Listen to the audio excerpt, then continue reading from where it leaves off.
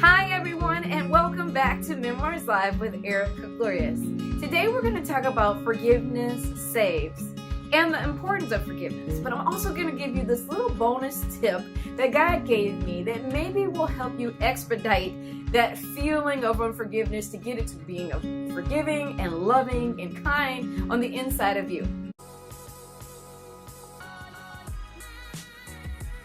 One of the first things that I had to do when I was having a hard time forgiving someone was, first of all, it's a choice. Just like loving someone's a choice, when a person gets married or they're in that relationship with that person, they have to remember that they make a covenant before the Lord. It's good or bad, and that they have to choose to say, I don't care if it looks ugly or you get poor or something happens physically to that other spouse, but you made a covenant before the Lord with good or bad because you made a choice to love.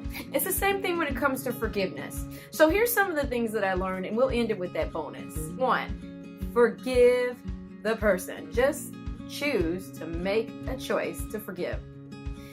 That may seem like a big thing, but when we get onto these next steps, it may seem like, oh my God, I don't know if I can do this. But guess what? It's not for you to do.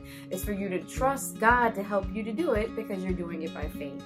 2, you're gonna bless your enemy.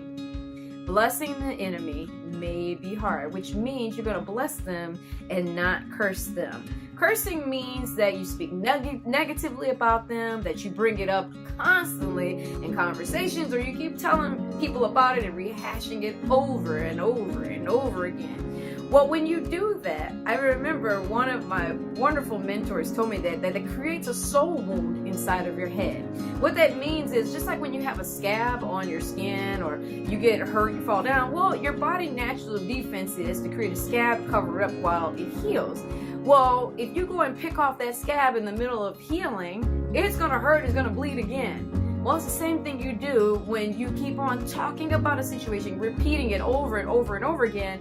You keep on taking that scab off and continuing to bleed over it. That's why God wants us to forgive, and then we move forward in faith, bless them, and keep on moving forward. Because you are unable to move forward if you keep taking the scab off and continue to bleed. Another point, and here's the bonus point. My sister and I, she went home to be with the Lord in 2015. Her name was Tanya Moore. And we actually had lived together before I moved out. And then she ended up passing away. But during our time that we lived together in the apartment, I had my little pet peeves and I had my little grudges and things that I just was so frustrated about. And I just had a hard time forgiving her about like the little stupidest things now. But then at that time, it was just really hard. Well, one of the things that the Lord told me to do, He said, I want you to write down 100 things that blesses you about your sister. And let me show it to you. Here it is right here. You see it? Here it is. Sisterhood.